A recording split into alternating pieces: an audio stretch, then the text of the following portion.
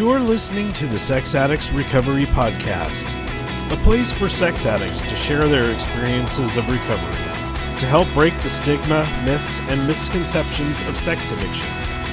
This podcast may contain topics of sexuality, sexual trauma, dysfunction, or other things that may be triggering, so listener discretion is advised.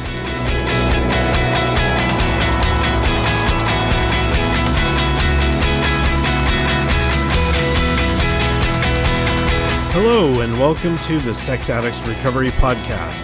My name is Jason, I'm a sex addict, and I will be your podcast host for today. What's going on, everyone? Welcome to episode number 33 of the Sex Addicts Recovery Podcast. In this week's episode, I'll be sharing a conversation that I had with Amy MJ from COSA. A few episodes back, on episode number 28, we shared a speaker share from the joint SAA and COSA quarterly speaker meeting, and that was with Carrie M. In this week's episode is the first time that I've had the chance to do a one-on-one conversation with a COSA member. I've known Amy for many years, and on a previous episode, she provided some feedback for the podcast. And I had mentioned then that she is a partner of one of my best friends in the program. And so we had a very lengthy and familiar conversation. So it was a lot of fun to get caught up and talk about a lot of different things. Among them, we talked about what COSA is and who really qualifies to be in COSA. One of the things that we did not cover was what COSA stands for, or does it stand for anything? And for this, I went to the COSA website, which is cosa-recovery.org, and looked up the COSA history, and I wanted to read a little bit of that. And this is from the COSA's history about the acronym, steps, and traditions. Over the course of a few years during the late 1990s, the COSA Fellowship worked on developing an approved version of the 12 Steps and 12 Traditions of COSA. A brief history of the process follows. And I'll be reading a little bit of the first paragraph there and then down towards the bottom, the last paragraph. At the first winter board meeting in 1997, the board members recognized that COSA didn't have one distinct set of steps and traditions. Many groups were using different variations in their meetings, and the literature had different versions. There was even a disagreement as to whether COSA stood for Codependence of Sex Addicts or Co-Sex Addicts. An approved version was needed for unifying our COSA literature. And then I'm going to skip down. At the 1999 Winter Board meeting, the board members discussed the topic at length and unanimously agreed on the new approved wording of COSA's 12 Steps and 12 Traditions and the meaning of COSA. In summary, the official name of our organization is now COSA, not COSA. It is no longer an abbreviation. The steps and traditions listed in the ISO website show the new version, and this is the ISO of COSA. Wording changes were made in steps 1 and 7 and in traditions 3 and 5. These changes are meant to honor the differences that exist on how COSA groups choose to define themselves. The new version attempts to be as inclusive as possible. This material is what will be used in ISO of COSA literature as the official version, with the understanding that individual COSA groups have the right to take and leave the rest since each group is autonomous. Each COSA member may choose to define him or herself as a codependent of sexual addiction, as a co-sex addict, or simply as a member of COSA, according to his or her own personal experience and conscience. It has been quite a process to come to this approved wording. We feel we've done our best to honor all opinions and information. It is the board's hope that COSA Fellowship will understand this process and accept the outcome. We ask the group members to keep in mind Tradition 1, our common welfare should come first. Personal recovery depends upon COSA unity. So in addition to Amy's story and how she found herself in the rooms of COSA, We did talk about this difference between identifying as a co-addict or codependent of a sex addict, or as simply a COSA member. We also got to talk about in-person versus Zoom, retreats, a lot of different topics. Towards the beginning of the conversation, I was mentioning how Paul, Tim, and I first started working on trying to record episodes of the podcast. And in the conversation, I didn't really mention the word podcast. I just kept referring to it as it.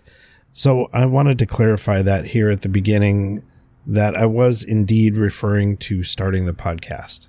Anyway, I'm now ready to turn it over to the conversation that I had with Amy, and I hope you enjoyed it as much as we did. Here it is.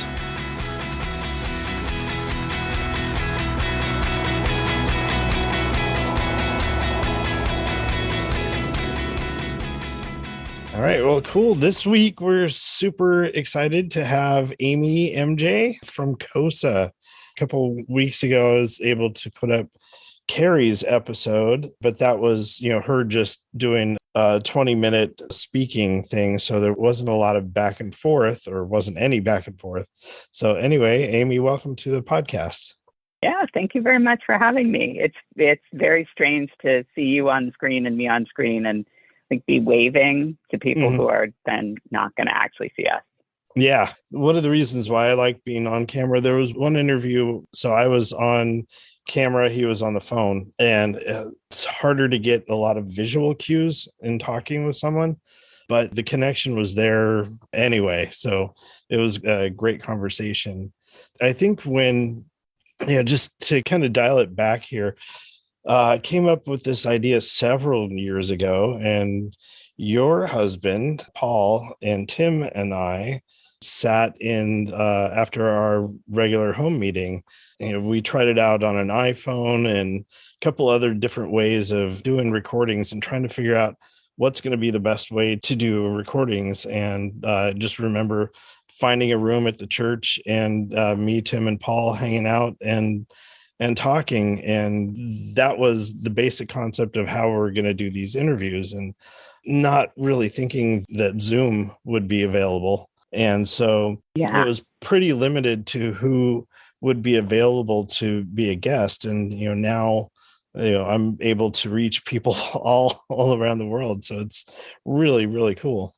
That has been the gift of the pandemic, to be able to connect with people around the world. One of the things that I've done during COVID is attend COSA meetings overseas, in England, in Sweden. Nice. And that's been a lot of fun to connect with that broader community internationally. It's been really neat. And we've had people attend, some of our meetings from overseas as well. I lead a little meditation meeting in the evenings. And there was one night that we had 3 continents represented, because there were people in the US, there were people in Europe, and then there were people in kind of New Zealand, Australia. And so the time zone happened to hit at each of those places in a way that it's nighttime here, it's early morning in England, and it was sort of like mid-afternoon in Australia. So it was fun. So cool. Yeah. So, I know you've been listening to the podcast, and that I usually start off with talking about the 3 circles, and not knowing a lot about COSA, I was wondering, do you use the 3 circles model? Yeah. Yes, I do listen, and I came prepared with the circles because I was like, Jason's gonna ask me about those circles. Yeah. So took the 3 circles model from SAA. So I think it originated in your fellowship. Yeah. And I think at the bottom of our literature, it is usually like the 3 circles used with permission of SAA. Nice. Right? As we adapt stuff from AA all the time. So cool. Right. So the 3 circles, my understanding, they originated with SAA, but we do use them in COSA as well to define our own sobriety. And that's something that I really like about the COSA program. I've attended meetings in other fellowships for people who are working through as we do in COSA. So I'm like, maybe I should backpedal here and say what COSA is. Yeah, that's Before I jump into the circles. I was just thinking that myself, when we started getting into the circles. Wait, we haven't really covered what COSA actually is. So I think I just get excited. I'm like, I've called myself, and people in my program know this, a COSA nerd. I'm like a recovery nerd, and I will just like dive in and nerd out on recovery stuff for like forever.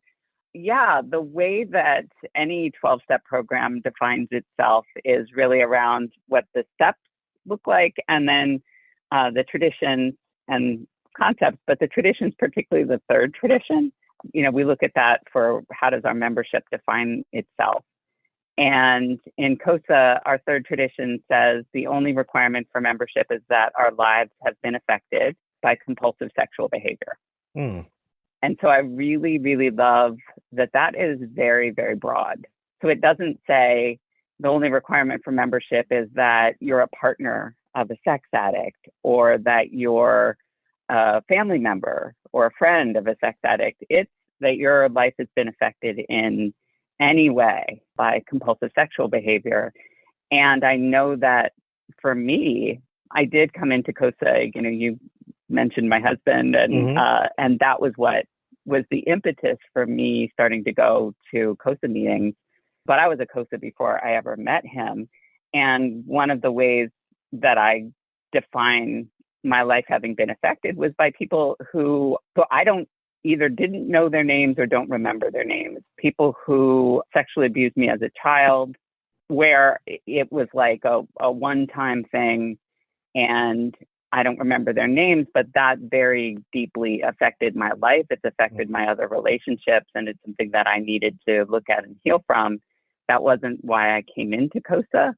But once I was in COSA and started working that program, it was like, oh, this is not about my husband. This is about some shit that happened to me way before I met him. So that's my little feel about what COSA is and why I like it. And I guess that gets into the circles that I see. Yeah. So I see the circles as, when I say my life has been affected by compulsive sexual behavior, what does that mean? What are the effects? And the effects for me show up in the circles. And I think that's, probably true of an addiction as well. What does it look like? It looks like what's in those circles.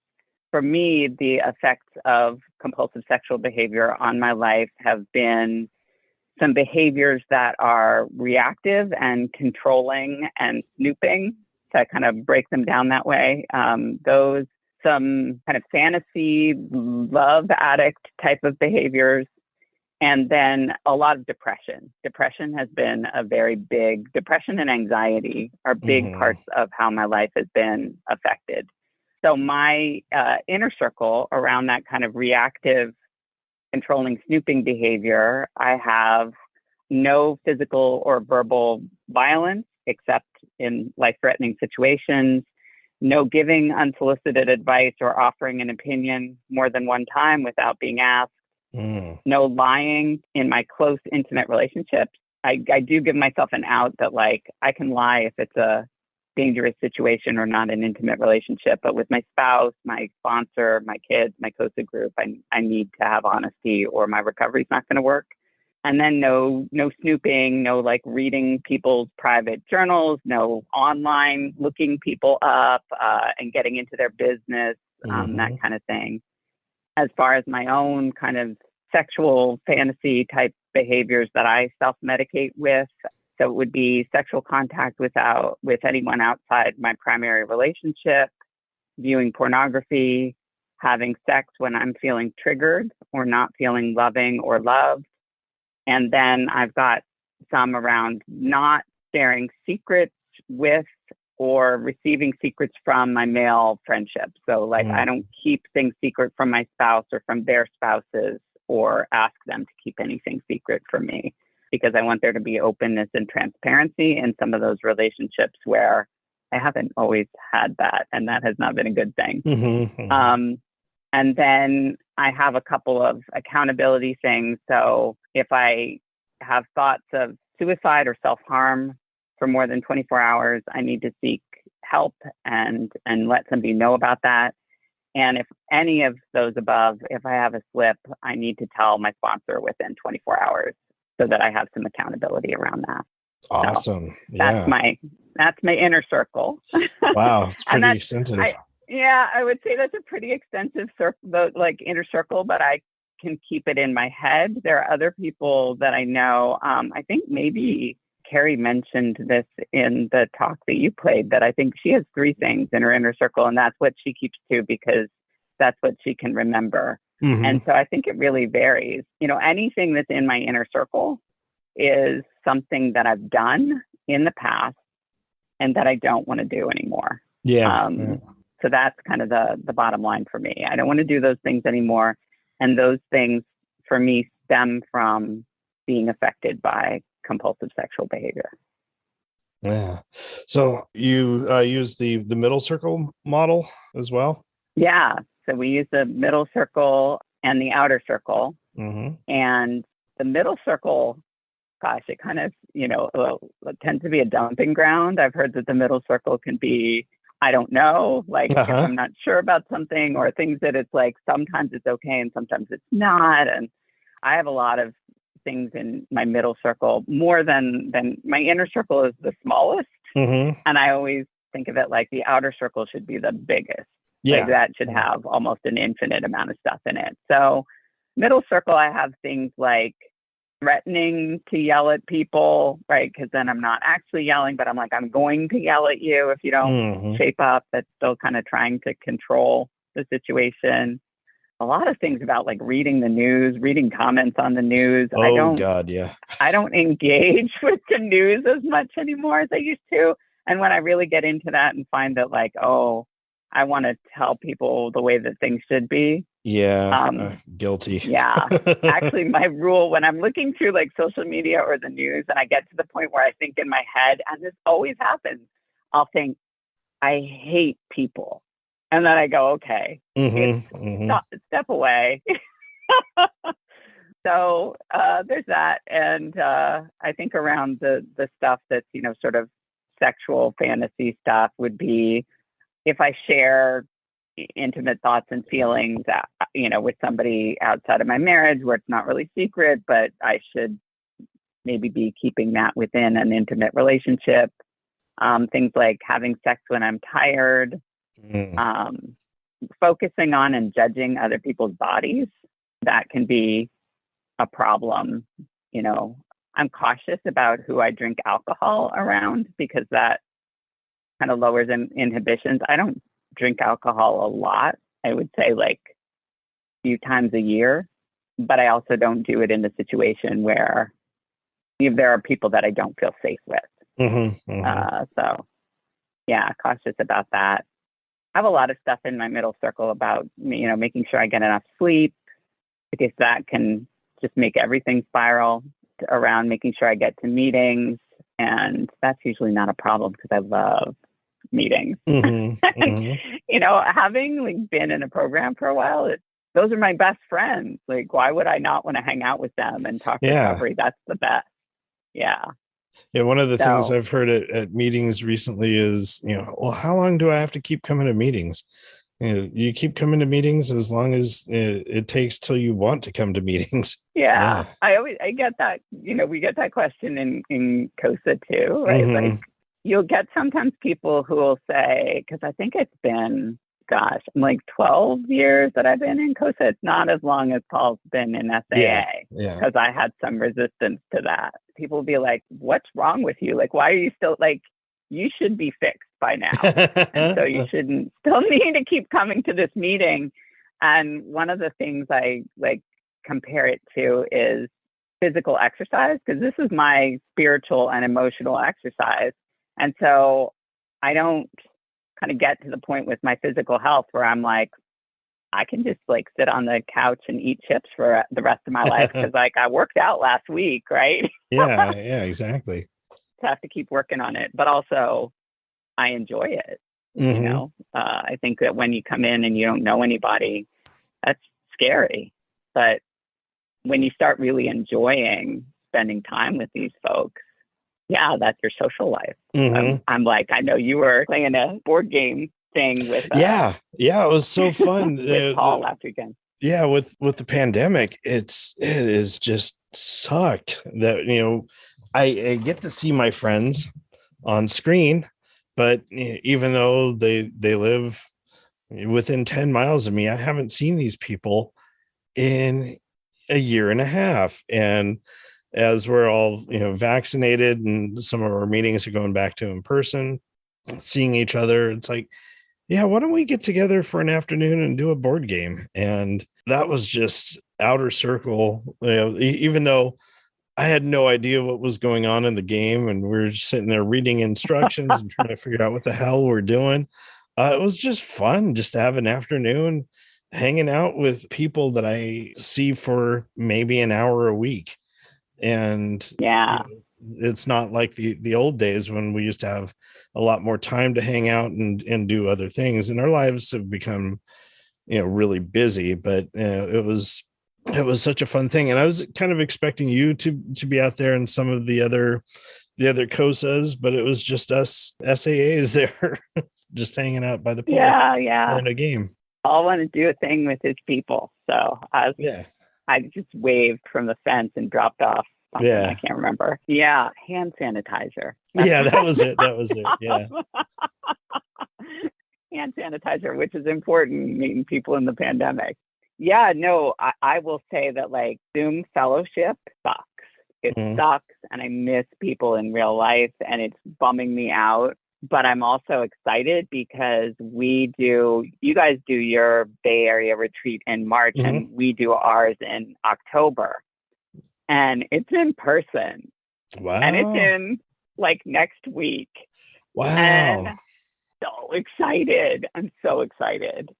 I'm like, I said to Paul the other day, I'm getting excited about this retreat. He's like, you've been super excited for like, months. But I think it's just everything being so uncertain too. You're just kind of crossing your fingers like, okay, come on, Delta variant, get under control. All right. Like no fires, right? Because it's fire season here. And so I'm just like, okay, just no fires.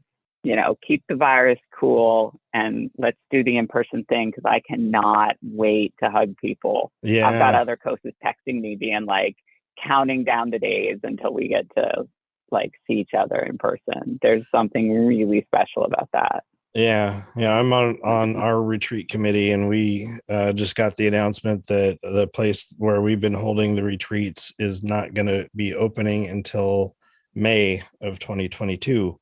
So this weekend we're having a committee meeting trying to figure out what we're going to do, if we're going to do another virtual one in March, or if we're going to try to push out for the same site at a later time in the year. But so the pandemic, everything went into lockdown early March, about a week or two before our retreat.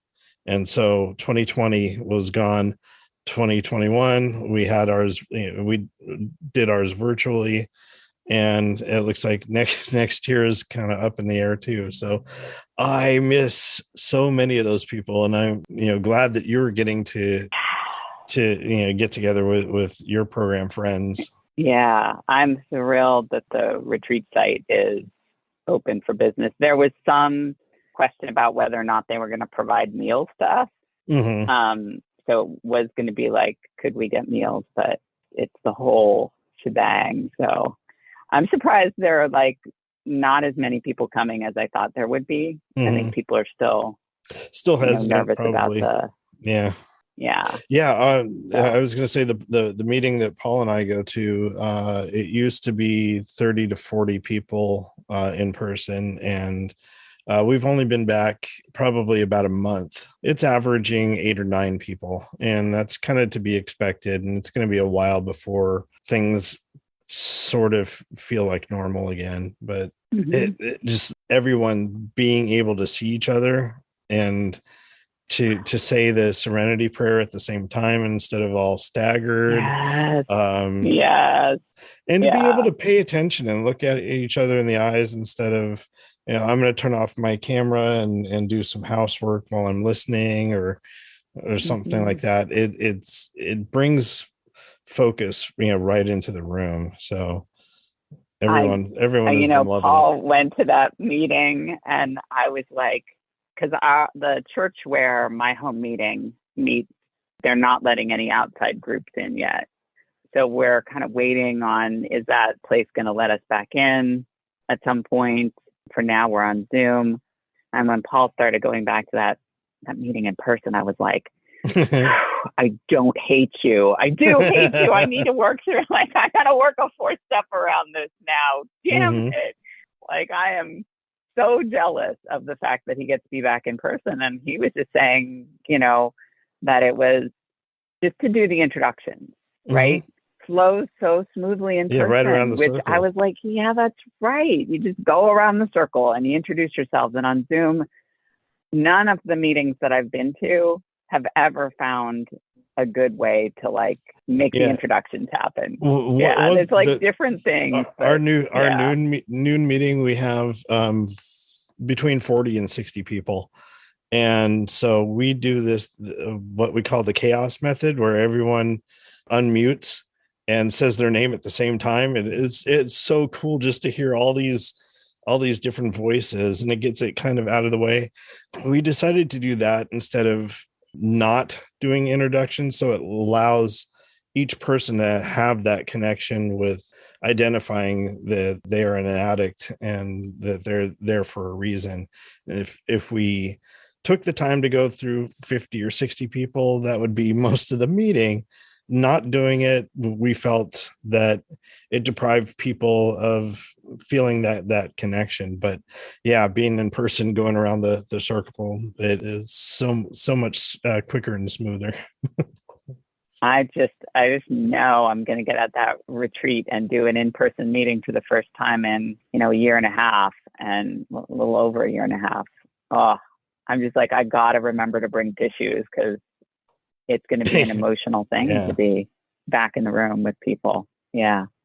Yeah. So anyway, you mentioned that Paul found the rooms of SAA far before you found the rooms of COSA. And I was wondering, what was the tipping point? What led to you? You said you qualified long before meeting him, but that wasn't what drove you to the room. So yeah, and I love that it's taken us kind of this long to get to this. I was like, I told you, I'm a nerd. I'll talk recovery with you all night long. This is great. I guess I'll start from where I often start, which is getting into the room. So Paul and I met in college. Crazy, fell in love. He's the love of my life, and I'm the love of his life. And I thought, this is great. This is perfect.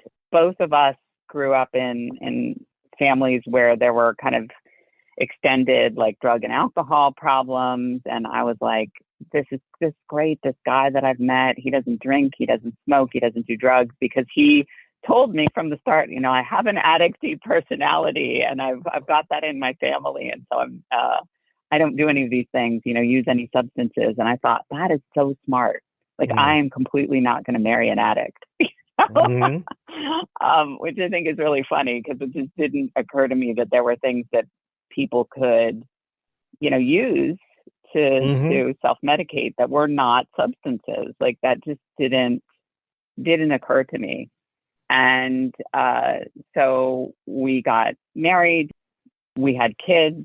While I was pregnant with my daughter, our youngest, that I discovered what had been going on. So there were little bits and pieces of things where I was like, this doesn't feel comfortable. It just seems like he's, spending too much time on the computer, or I would find out about some porn use, or it would be like he'd have a relationship, a friendship with some woman that I didn't know. And then she would kind of disappear, and I'd be like, well, I guess that was no big deal. And there would be these little weird things. And at some point, our son was about 2.5. He was in the process of being diagnosed with autism. He's our oldest. And then I was pregnant with our youngest. And I was going through and cleaning up, and this will tell you how long ago it was, some floppy disks. And I was just like, let me clean this like stuff up on get these computer files organized, kind of like nesting type of thing.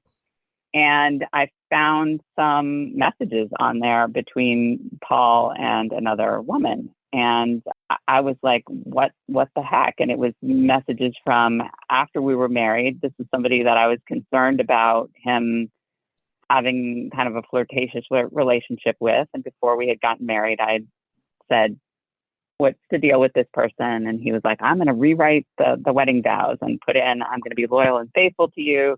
That, I'm not going to talk to that person. You're totally right. It's like, I'm being like inappropriately flirty. So I felt really comfortable with that until I found these messages that were sexual and that were after we had gotten married. And so I sat down with him and like at the time I thought, he's the most honest person that I have ever met. He's so honest about so many things. And I thought he's going to have some perfectly good explanation for this. Because he always would, right? I would find this receipt where he had gone out and it would say drinks for two. And then I would say, you were out by yourself, watching this jazz band, right? Oh, yeah. The waiter just made a mistake, right? It says two people, but there weren't two people. It's just me. So like things like that. And I would think, well, who am I going to believe, right? My husband whom I trust is my life, or like that some waiter who's in a hurry in a jazz club made a mistake, right? Like that kind of a thing. So I came to him and said, like, I found these messages, but then there's this other stuff. Like I still was holding on to like the receipt, not the retreat, these phone calls, different things. And I was like, what is the deal? It's like, it doesn't add up. It doesn't add up. Like something is wrong. And I don't understand. Like, please help me understand. And I had asked in the past, but it was just at that moment that he was like, I'm going to tell you that, I had an affair with this woman. I had sex with this person. And then boom, like the floodgates opened for stuff that was going on that I had just no idea about. Like what I kind of was worried about was the tip of the iceberg. And there was just all of this stuff that I had not been aware of. And I think that that's kind of at this point, a common COSA story. I would like that to be like for us to have more of a variety of COSA stories. But I'll say at this point, a lot of us had this discovery of some kind of sexual acting out behavior that was completely, we were completely blindsided. So that I'll say that's a pretty common narrative, to have been blindsided by the sexual behavior of a partner. And I really was like, I had no idea that this was going on. I felt really betrayed. I felt really hurt. I felt really trapped. We had these two kids, and I felt like I kind of owe it to them to make a go of like, this is their dad, right? And so I want to be able to have a co-parenting kind of relationship with him, but also was thinking like, I'm like 8 months pregnant and I'm not working. You can't just go out, right, at 8 months pregnant with a child with special needs and be like, let's go, give me a job and a place to live, right? So that was challenging. And he like immediately was on the phone the next day, and it was a weekend, calling therapists and going, like, I need to see somebody. I need to take care of this. And told me pretty early on he felt like it was an addiction, that he couldn't stop doing what he was doing. And that was, I was like, what? Like, how is this an addiction? Like, I don't understand how, like, I've never heard of this. So I reached out to some friends, and one of them had been familiar with S programs, had been like one of the, like an office worker for another S program, and said, hey, this is a thing. There are 12-step programs out there for this. You should check it out. And so, of course, I checked it out for him early on. Like, you need to go to these meetings, and let's find you a therapist. And it wasn't about me or my stuff at all, although I was really as in a lot of pain, a lot of anger. So those, things in my inner circle about violence, about yelling, about hitting, that was my response. That was where I went, was like, he told me that and I hit him, and would throw things. I tend to be a very cool person, and it takes a lot to get my temper up, but I was just enraged that in this partnership where I had trusted somebody and loved somebody and thought that they were giving me the information that I needed, that they were not. And, I was pregnant and had to go and say, okay, test me for any STDs that you might not have already that might affect the baby. So it was really scary in that sense too, because it wasn't, I think a lot of people think, oh, this is about sex, and it's not, right? It's not about the sex. It's about the lies, the lack of trust, the information was being kept from me that I had a right to about what was happening to my body. And I think that set off, in retrospect, that the childhood stuff. So there was, childhood sexual abuse where I didn't, again, have the right to my body. So it stirred that stuff up for me, although I didn't recognize that at the time, that that's where that was coming from. And so he, like I said, found a therapist, found SAA very quickly. And I was like, great, because this is your problem. And so you need to work on it. And didn't really see that I had so much to work on. I can see it now, and I kind of laugh at past me. It was as if, and I tell people this sometimes in COSA, as if I had gotten, hit by a car crossing a street and had fractured my leg, broken my legs or whatever. And then was just yelling at the driver, you need to take care of, I'm not going to the hospital. Screw that. Yeah. You did this, so you fix it. Which is really silly. I still needed to get some care and some healing for myself around the trauma that had happened to me, both at that moment and in the past. And so I did go to some meetings of another 12-step fellowship. There weren't any COSA meetings. I mean, the nearest COSA meeting was in Oakland, and we're down in the South Bay, so in traffic, that's it's a hell of a drive when you're pregnant and you have a toddler. It just wasn't going to happen, and there wasn't Zoom back then, right? So I didn't go to COSA meetings. There was another fellowship that was in this area, and I went to some of those meetings. But the meeting I went to was not a good fit. It was small. It was new. Nobody knew what they were doing. And so this is 18 years ago. So there wasn't as much out there then about sex addiction, about anything, about recovery, especially recovery for people who've been affected by that trauma, who are not. A lot of the focus was on here. How do we, fix the addict? The addict, yeah, my thing exactly. too. So.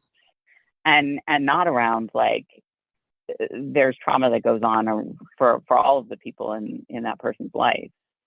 So I went to meetings for a while I was pregnant, and a little while after our daughter was born. And it just didn't work for me. I didn't click with that group. And I was an atheist. And so I was just this God stuff is no, find me anything that doesn't have to do with God stuff. I didn't want to go to therapy because I had been really injured and betrayed by a therapist when I was younger, where they kind of broke some confidentiality, and I didn't trust therapists to have my back. So I had the bad luck as a, teenager to have a kind of unethical therapist, and that did a lot of damage. I didn't trust therapists, didn't want to do 12-step, and was just you fix it, buddy. And then time went on, and, Paul's going to meetings, and he was getting better, and I was not really getting better. I was trying a lot of different things. I tried exercise. I tried journaling, and I ultimately started writing under a pseudonym. I started a blog, and I didn't know what the heck this was, like blogging, Yeah. like I was just Now, like, is now is that you this something mentioned that that, teenagers do? yeah, remember that. Wow, that's such a lifetime ago. But yeah, I do remember that. Yeah, it was a Yeah. long time ago. So I started this blog and I was writing about, sex addiction and about having a child with special needs and stuff. And through that, started connecting with other people in the addiction recovery community. And, some people were addicts, some were like affected by addiction, all different kinds of things, and became like my bestie to this day. Who's my bestie? I'll probably like send her this podcast and be like, hey, I'm going to bring you up, not by name. But her husband at the time was a heroin addict. And the two of us, like, man, got along like wildfire. And I started to see that the stuff she was going through in dealing with heroin was the same stuff as I was seeing in sex addiction. The patterns in our relationships, the things that we were doing, it was the same stuff. And so that was what really sunk into me, like, this is genuinely an addiction that I'm dealing with. And it genuinely has been in other relationships in my life too.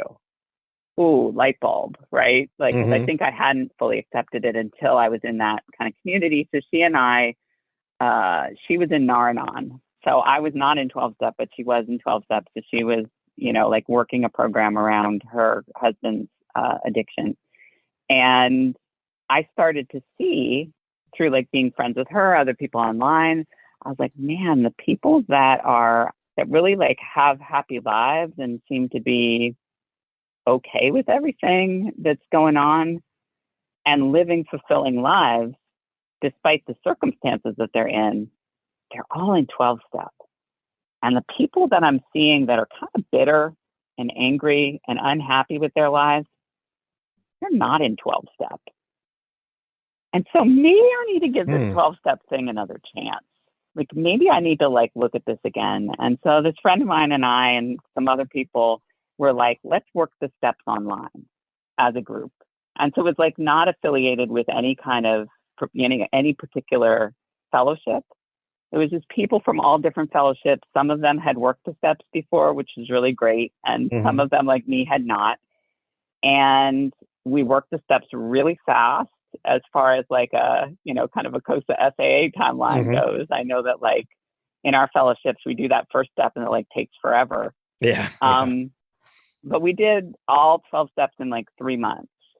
I got to the end of it and I had to figure out the God thing, right? I had to come up with like, how do I define God for myself? And how do I have that kind of, when I'm saying, I don't think God is this way or that way. And like, how do I find that? I worked the steps 1 through 12 very fast and like very rough and tumble and like drinking from a fire hose and, not fully doing amends to everybody the first time around. But on step 7, I really had this experience where I was struggling with the word humility and with humble. How do I humbly ask God? And I was still really shaky on like, what even is God? Like, how do I talk to God? I had come up with a definition that worked for me, kind of cobbled together this intellectual definition. And I was like, I don't understand humble, and brought that to the group that I was working with. And they said, one person said, humility is asking for help when you need it. So I was like, okay, I need help asking for help if I'm thinking about step 7. So I was like, all right, higher power of my understanding, I need help asking you for help. Like, that's what I need. And I remember I'm like looking over where there's a pile of laundry now, this sacred space in my bedroom floor, on my bedroom floor. And I just was like, it was like one of those scenes out of a movie, right? Where like the camera goes into somebody's eyes and then it's like the whole universe expanding. I felt this like overwhelmed and overcome by this feeling of love like I had never known.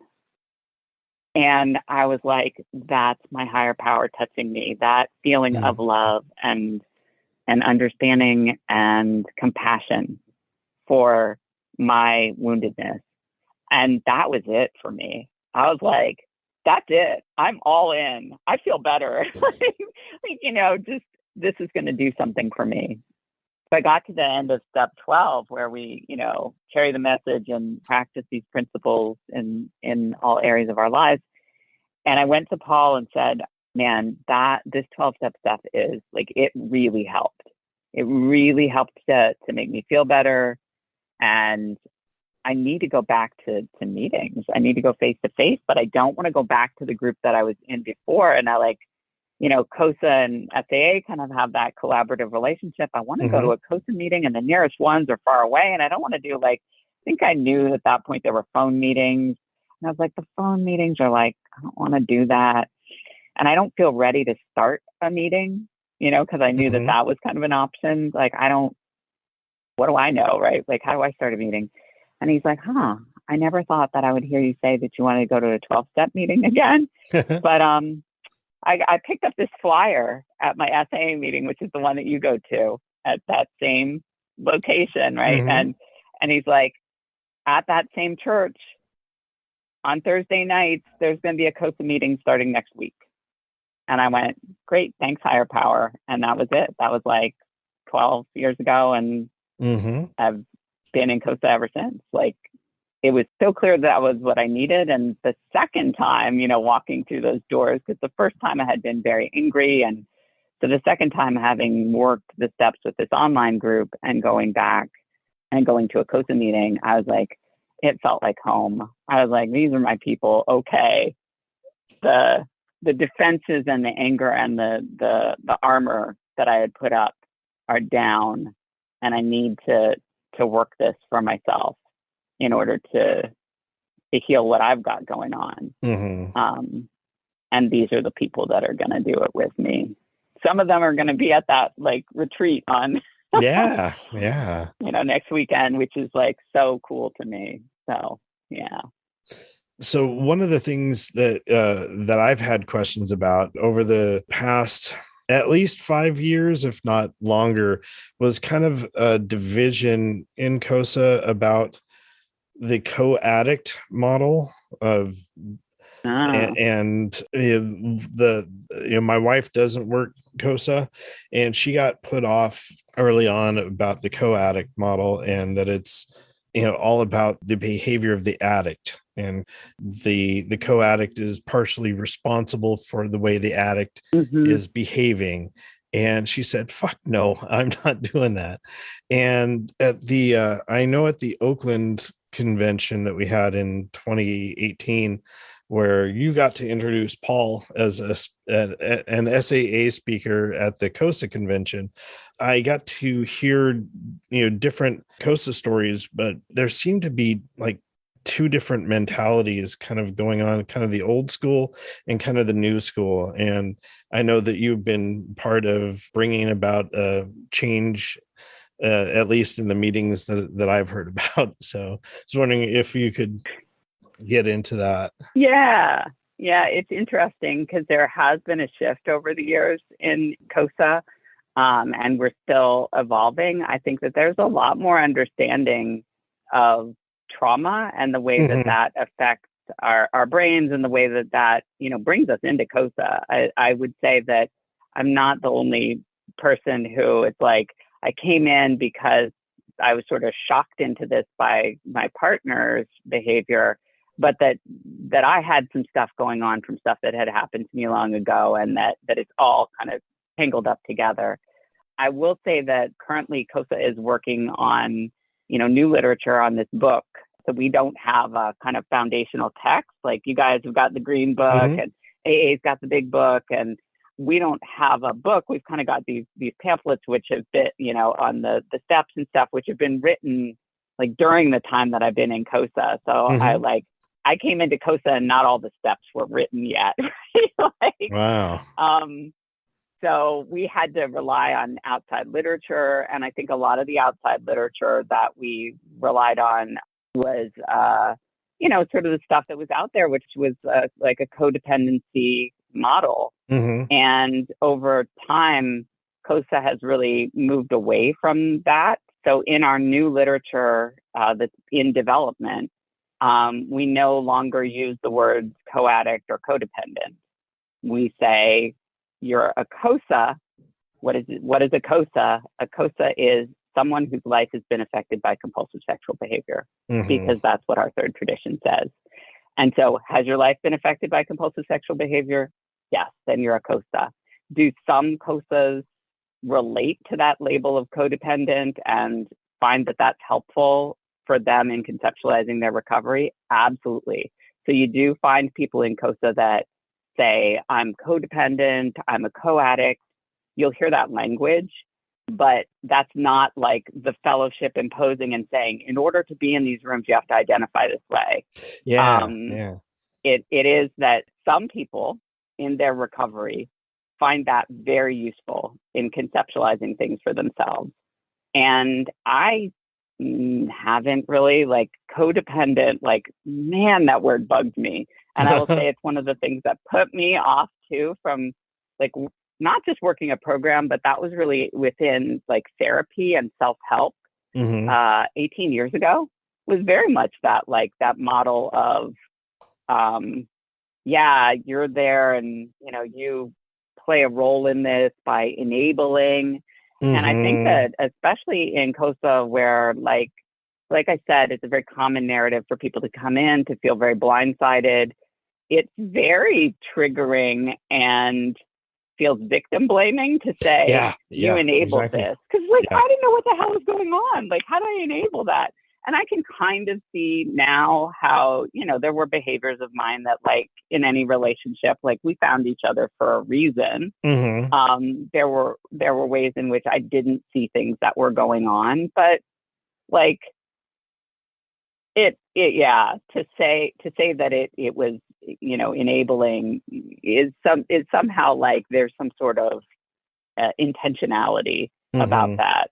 And I think a lot of people, have felt really, like I said, like blaming the victim. And so in the COSA literature, there's been a move away from that language. There's been a recognition that some people in the fellowship find that useful and that others really find it damaging. And so, kind of as a fellowship, we want people to come to their own conclusions about, what works for you. I do think that, like, as a newcomer, I would have still been pissed off about that. Like, I would have been pissed off that anybody was calling themselves codependent, and I would have been triggered by that. And I would not have been able to say, oh, that works for them, it doesn't work for me.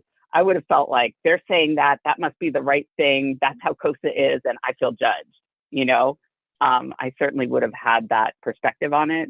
And now I see, like, people each work through their own stuff in their own way. And there are things that work for me that don't work for other people. There are things that work, like, calling my higher power God. That is something that took me a while to do. And not everybody calls their higher power God, right? People have different names for their higher power. And that, I see that as a similar thing. Like, I think in my own recovery, I've gotten hung up a lot of times on the words. I mean, right? My big spiritual breakthrough came on a word, on getting hung up on what does it mean to be humble. Yeah. And I've gotten hung up on, what does God mean? Like, what does codependent mean? And sometimes those words can, I can get hung up and, like, let that be a stumbling block instead of just being like, you know what, put that aside, I think that answers the question. Yeah, totally. I definitely have codependent issues, but I don't label myself a codependent. I know a lot of my behaviors when I started looking at, 4 through 7, there are definite codependency issues that I have in my relationship, but it was the, like, enabling language, the that type of stuff that I have heard, and that really was turned off some people. And Yeah, I'm, grateful that COSA is recognizing that and making efforts to change that. When you were describing it as, some people that works for them and other people it doesn't. It's, kind of the same way with SAA, that we don't describe what sobriety is for everyone, because it's different from person to person. Some things, masturbation, for example, is okay for some people and not okay for others, and we're not dictating to them that you can no longer masturbate, things like that. So having and inclusivity and language that enables people to, there I go using the word enable, but yeah, allows people um, to use whatever works for them, rather than being labeled and told that this is what you are, and no, I don't identify like that. So that is Yeah. fantastic. Yeah. And I think that that's one of the beautiful things about 12 step. I think that when I came in, there's the God as we understand God. Hmm. And I was like, oh yeah, right, right. You say that, but what you really mean is that you want me to understand God in a particular way. And the particular way that I thought it was like the church of my childhood, right? Like my childhood religion was what the end goal was. That's, you want to get me back to that church. That's what you're really talking about. And I don't know, maybe in, those original writers of the big book may have had Yeah. that in mind, Yeah. like they probably did. And I think that there are, people that do, but to me, that opened up so much space to be like, wait, if I take you at your word, if I take you seriously, that I really can understand God in any way that I do, that's really powerful. That Hmm. gives me a lot of space to work that recovery, to say, well, what language works for you? And I think I didn't believe that because that wasn't my experience prior to 12 step. It was that, like, prior to 12 step, there was some motivation that somebody had, or some ulterior motive. And so I just didn't trust people saying, no, you know what? If you want to say that you're codependent, that's good. If you don't, Hmm. we still welcome you here. And I was like, no, I don't believe that. Right. Like, Hmm. if you want Hmm. to say your higher power is light, is water, is nature, that's cool. Hmm. And I was like, nah, you say that, but you can't, and you're not really being honest with me. And so I didn't trust that people were being honest with me. And it took a while to realize, no, actually, it really is okay. Um, Yeah. not for every, like we're imperfect people, and so I can't say that the whole fellowship is like every person is going to always be understanding of those things. But for the most part, that's what I've found in the fellowship is when they say that, they mean it. Hmm. Yeah, I've been able to experience my higher power through Slayer, just full on thrash metal and Uh-huh. other death metal, and most people would look at that and it's like, how can you find God in that? And I can't describe it, but listening to it, I feel the power in it. And being at a concert, which I miss. But yeah, being at a concert with other people that are like-minded and feel that emotional energy and the cathartic release of powerful music like that. It doesn't matter that their lyrics are nowhere near finding God. But, I experienced something that is a greater power than myself, and Yeah. when I realized that was enough to get me over that God hump, that stumbling block, that when I first got into the room, seeing those God steps, I was like, fuck no, fuck no, fuck no, I'm not doing that. And um, but that was enough to propel me through those steps, and it's changed a lot over the years. And the connection I have with nature, I love looking at your background. They got all the nice trees there. It brings me a place of tranquility when I'm out in the middle of the forest, or touching large rocks, granite. Yeah. I feel a sense of peace, a sense of awe, and that, this is greater than myself, and I don't have to be in Yeah. the church of someone else's understanding. And I love that about, the 12-step groups. I'm on social media in some recovery groups, and some people in other areas of the country, especially the South, where religion is, kind of forced into, Mm-hmm. people talking about, I can't stand these meetings that are trying to get me to go to church. I'm just like, you're going to the wrong meetings, because, it doesn't say anything about going to church. It talks about finding Yeah. a higher power, something that's greater than yourself. Even though the originators of AA were definitely Christian focused, but they were inclusive, and they left the Yeah. language to be inclusive.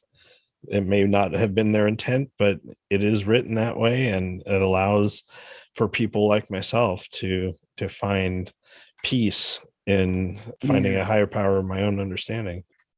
Yeah. And it's funny because the like trees that are Hmm. back here on my wall, the image, I did that because, the retreat that I go on with COSA, that is like my happy place. Hmm. We're up in the Redwoods in Sonoma County. And, that is where with those big trees that are so old, and you just put your hand on that bark, and you know that this tree has been there Hmm. before I was born and will live beyond me.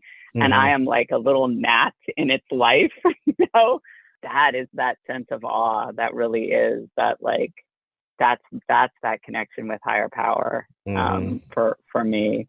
And I like that you touched on, that people finding the right meeting.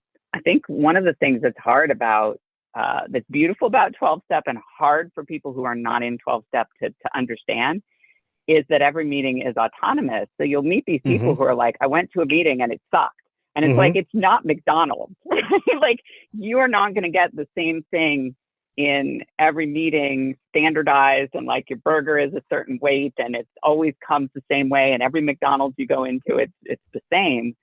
Every 12 step meeting you go into is going to be vastly different. And I think it's so cool to visit different 12 step meetings. It's one of the Hmm. things that Zoom has made super easy. But like, I've gone into meetings and had, like, they'll have a whole part of the script that like talks about service dogs. And you go, wow, this Hmm. meeting had some kind of issue where somebody brought in a service dog and they, like, had to put a thing in the script about it. Right. Yeah. Yeah. And so you can kind of tell, like, the different meetings will have these different things or different language, or like, newer meetings will have maybe some different language. I'm noticing that where it can take some time to update a script. And so some of the older meetings may have some of those readings that say, right, codependency or co-addict, even though that's being written out of the newer literature, and the newer meetings might Hmm. have some differences in the script, and you're going to have regional differences, what people's culture is like, what the religious beliefs are like. That's been another cool thing in Zoom, like I said, to go,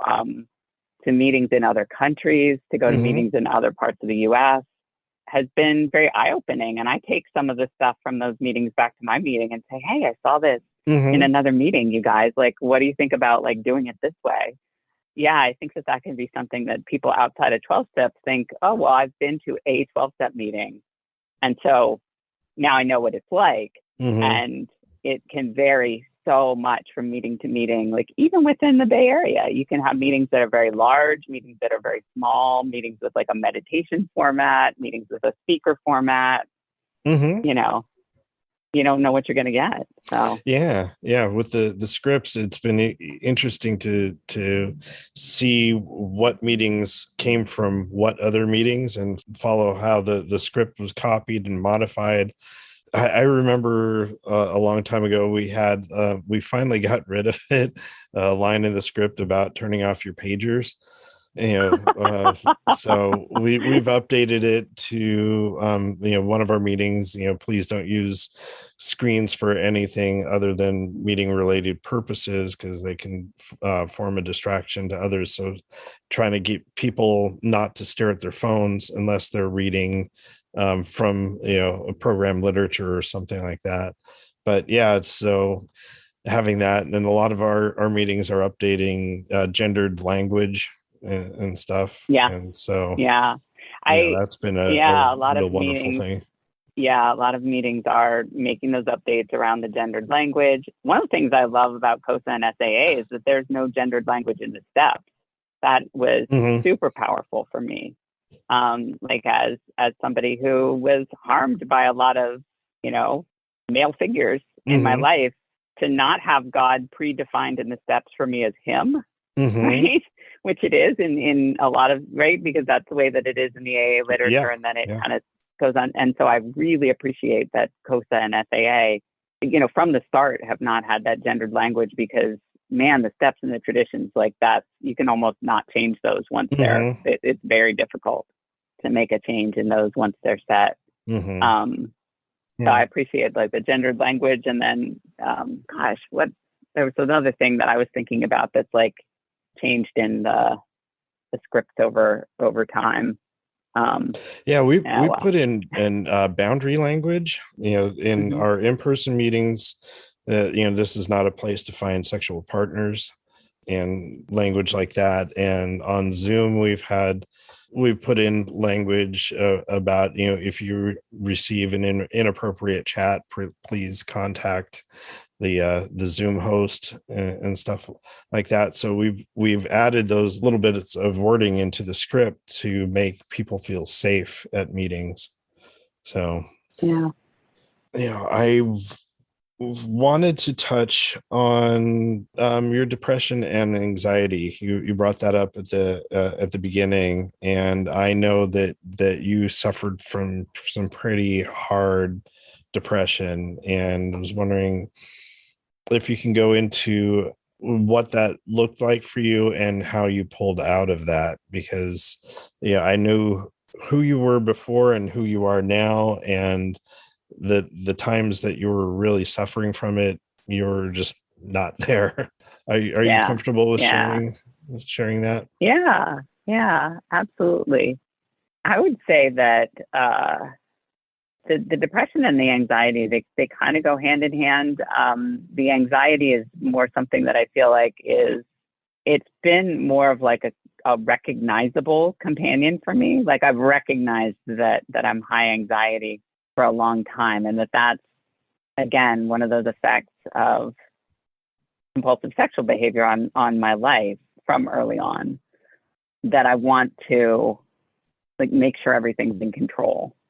That those things that are in my inner circle, those are like ways that I dealt with difficult situations, right? Mm-hmm. Like, how do I keep myself safe? Well, if everything's always under my control, then I'm safe. If I know where everything is, if one of the things that, like I was talking to a friend outside a program, and she's talking about how much she loves to travel. And I was like, God, it's exhausting. And she kind of told this story about how she had been in a foreign country, and she didn't speak the language and couldn't read the street signs, right? It was a country in Asia where she, couldn't read the street signs, and how she had gotten lost, and then, had been able to figure out like bus lines or whatever, figure out where she was, and get back to her hotel.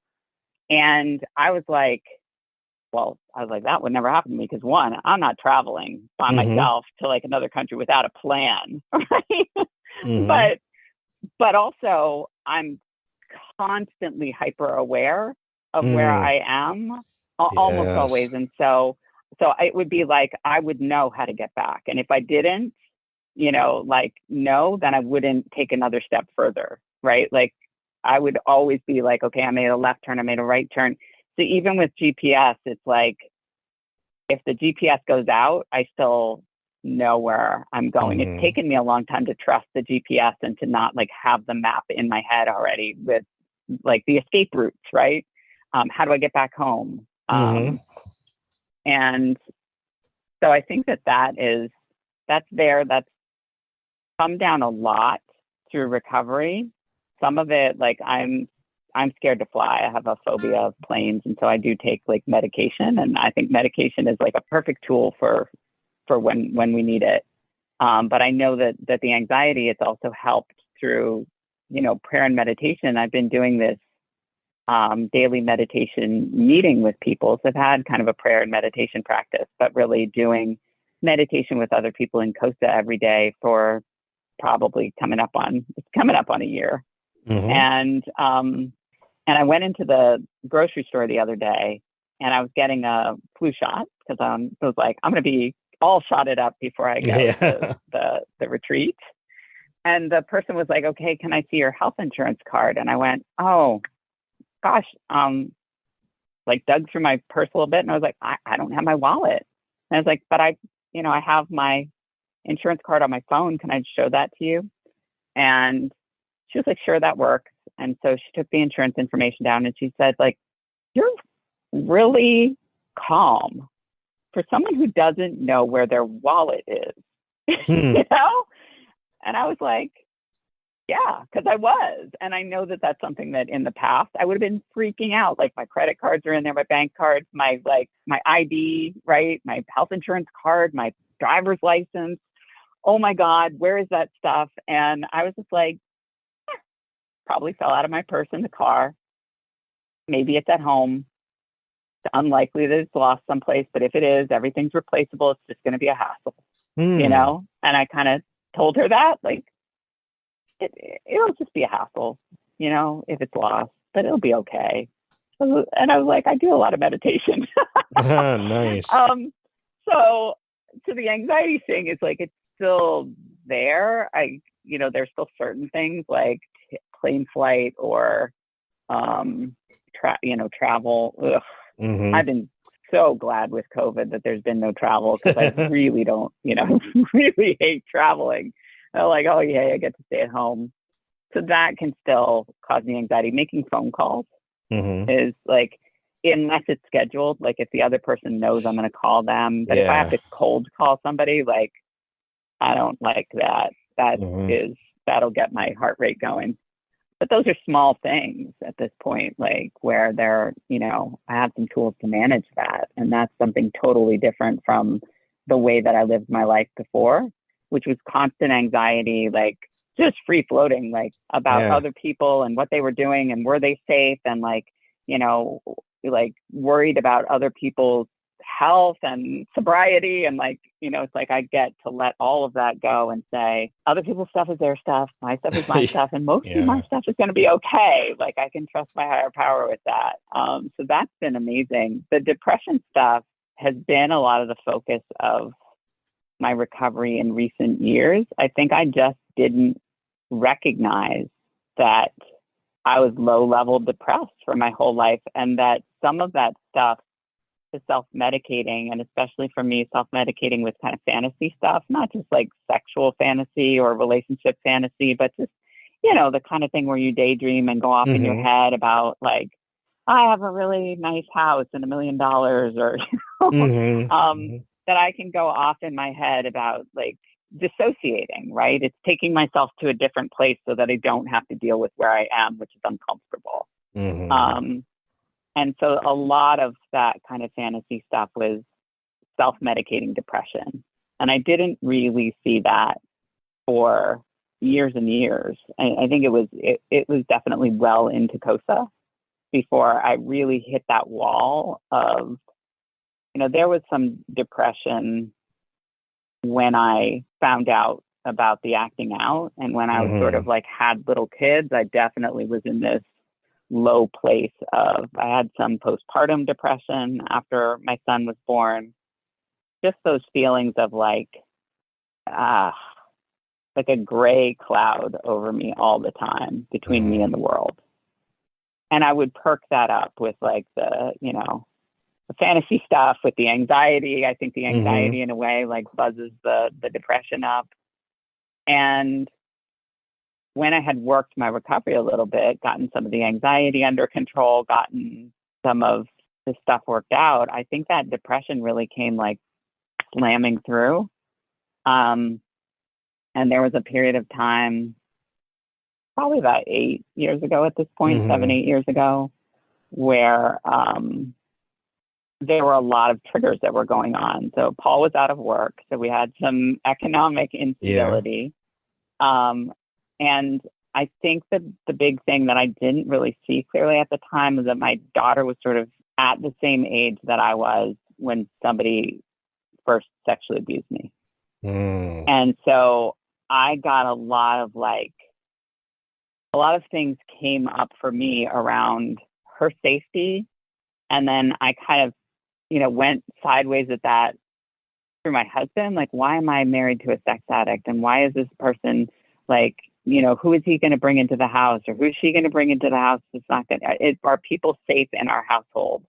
And there was no reason for me to think that my children wouldn't be safe. There's nothing, but that was my past trauma coming up, right? It was that exactly. came up, and we were also dealing with, Paul was going through a period of sexual anorexia, and there was not a lot of touch that was going on. So I felt very isolated from him, very isolated in the relationship, very stirred up in my own trauma. And I crashed. I self-medicated in kind of developing this fantasy relationship with someone else. So got kind of obsessive about another man that I was friends with, and then just crashed when that was cleared. This is a fantasy and this is not a thing. This, you have to deal with your life. Boom. I crashed into a very deep suicidal depression, and I was in bed a week. I couldn't get out of bed. I couldn't eat. And Paul was very worried about me and was like, we need to get you to a doctor. And I remember I had a plan for ending my life. And I was just I just want out of this. I'm in so much pain. I think one of the things that was hard about it was that I had been in a lot of pain when discovery happened of his sexual behavior. And this was just discovery of my own depression. It was discovery of my shit now. And it was so painful. And I thought that pain that I went through in the past is the worst pain I'm ever going to have to deal with. And now I've got tools. I've got a therapist. Well, I didn't have a therapist at that point. It was the crash into depression that made me do it. But I got a program. I've got a higher power. I've got a support group, right? Good. I have all these things. I should not feel this much pain again. And the thing that really scared me was, if I'm feeling this much pain now, having done all these things right, having taken care of my mental health, having, gone into this 12-step program, having a relationship with a higher power, having a support network, if this pain can happen to me now, it can happen to me again. And that was what made me suicidal, was really thinking, holy shit, I'm in so much pain. I know I'm going to come out of this pain, but this could come again at any time. This pain can come back and just strike me down at any time. And it was so scary. And that was the thing where I was the only way out is if I end this, then then I could be safe from never having to feel pain again. And I really credit my higher power. I really think that it was my higher power was don't do that, just reach out and ask for some help. And I sent a message out to a bunch of people, some in COSA and some not. And I emailed them because that was what I could manage, at that point, from my bed, with my brain broken. And I said to Paul, I was what if I'm making a big deal out of nothing? What if I'm exaggerating? And he was you're not. You're making a big deal out of nothing. And looking back, I'm that is crazy. It's crazy how our brains work, that I just thought that level of, major depressive disorder was I'm I'm too much. I'm making a big deal out of nothing. I'm causing a lot of people trouble. Like, I should just suck it up and be stronger. Yeah. So people came over from COSA. They came over to my house that day and like dragged me out of bed by my ankle, got me in the shower, put some clothes on me, helped me make an appointment with a therapist and a doctor, got me on antidepressants. And yeah, I had a whole crew of people that were like, we're going to bring you meals. We're going to take you out for walks. We're going to make sure that you go see a doctor. And I got the help that I needed to get that depression in check and to deal with that. And so, went into regular therapy, went on antidepressants. I've since gone off the antidepressants, but I love that, like, that's in my back pocket, that if ever there's a situation where, and I have people in COSA who will, like, I have that accountability, right? I have that in my circles. If I have suicidal thoughts, I need to let people know. And I let people know even when I'm like, I'm feeling depressed. And the depression now feels more like, here's a musical thing, like "Hello, Darkness, My Old Friend." I'll be like, oh, okay, here you come again. And I kind of have a lot more compassion for that little rain cloud that like comes in. I'm like, all right, here it is. I need to take it easy. I need to like maybe cut some commitments right now. I need to get enough sleep. I need to get good things to eat. I need to get exercise. If that's not, I need to make sure that I'm in touch with people. If that's not working, then I need to go see a doctor again. And I need to let people know that I'm feeling this way so that they can keep an eye on me. And so being honest and open about that. So, yeah.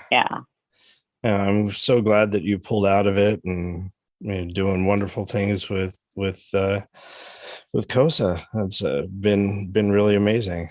Yeah. And I do feel like, I say it all the time, but I feel like COSA saved my life. Yeah. I feel like that depression without COSA would have gotten me at the end. The depression, the anxiety, like, I think that's one of the things too, like physically, these things affect us. The trauma affects us. Our mental health affects us. So not just in like suicidality, but right now, like my body is healthier than it was before COSA. My blood pressure is lower.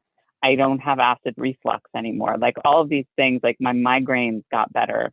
Those things were much worse. I remember when my doctor was like, oh, you haven't had a high blood pressure reading in years. We can take that off of your, of your chart. And, that kind of anxiety where, and I've heard other people in COSA say this, like I ended up in the emergency room sometimes for like kind of panic attacks and chest pains and,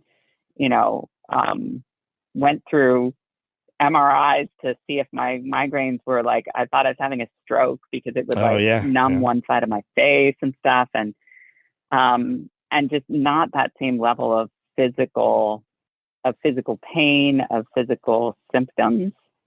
It like that always amazes me how much we physically carry in our bodies. That we don't recognize, and then like physically start to feel better when we address those mental health issues.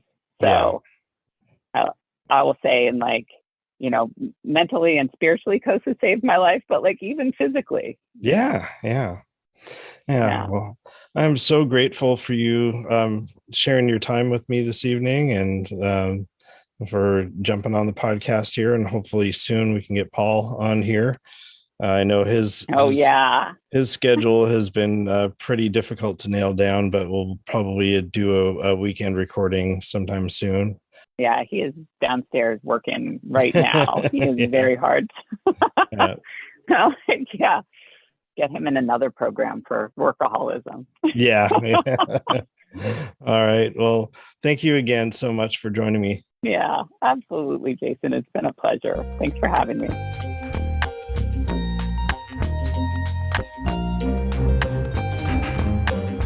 Well, I certainly did have fun nerding out, talking recovery with Amy. This was a fantastic conversation.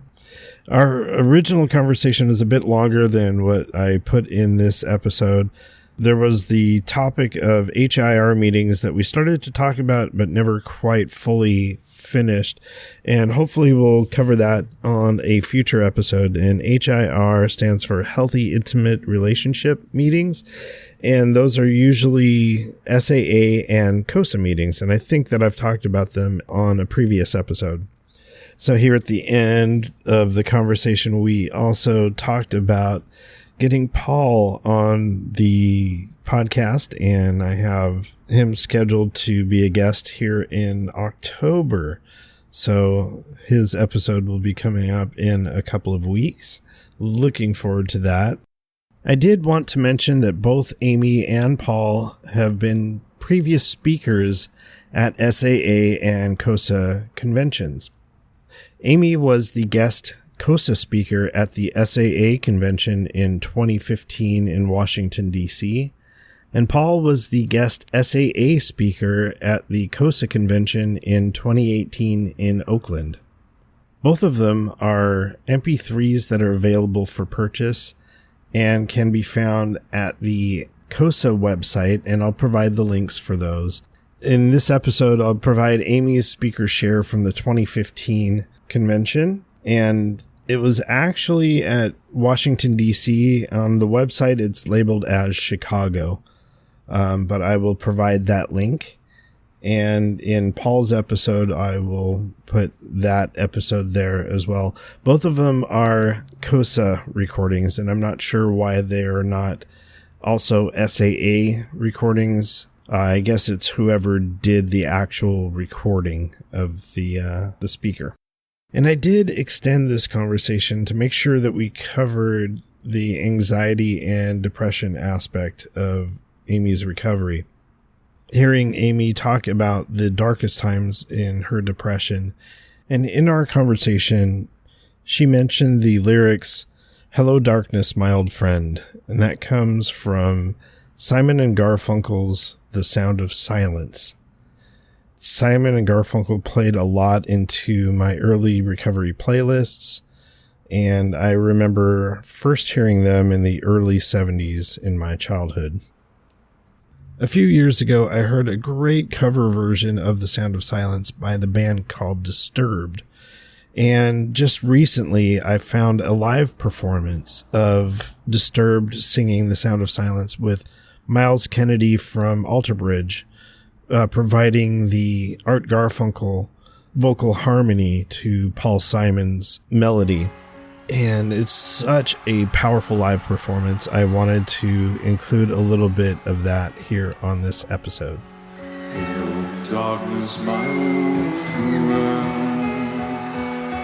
I've come to talk with you again, because a vision softly creeping left its seeds while I was sleeping.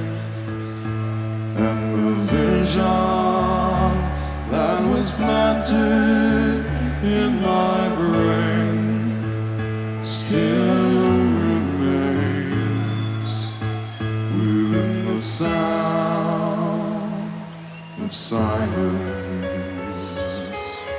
In restless dreams I walked alone, narrow streets of cobblestone. Beneath the halo of a street lamp, I turned my collar to the cold and damp. When my eyes were stared by the flash of a neon light that split the night and touched the sound of silence. And in the naked light I saw 10,000 people, maybe more. People talking without speaking, people hearing without listening, people writing songs and voices never shared.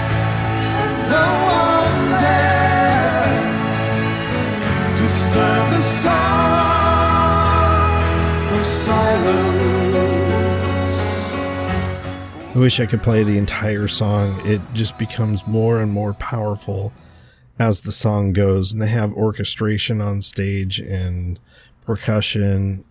Just the powerful voices of David from Disturbed combining with Miles's vocal lines is just absolutely beautiful and powerful.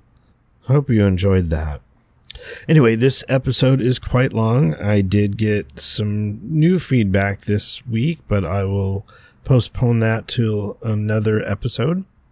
If you wish to provide feedback to us, you can write us at feedback@sexaddictsrecoverypod.com.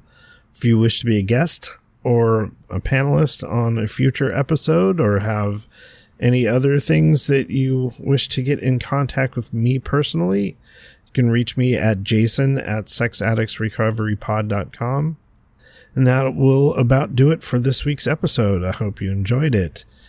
And thank you for listening. And as always, keep coming back. The views and opinions contained in the Sex Addicts Recovery Podcast are those of the participants and do not necessarily reflect those of the Bay Area Intergroup or the ISO of SAA.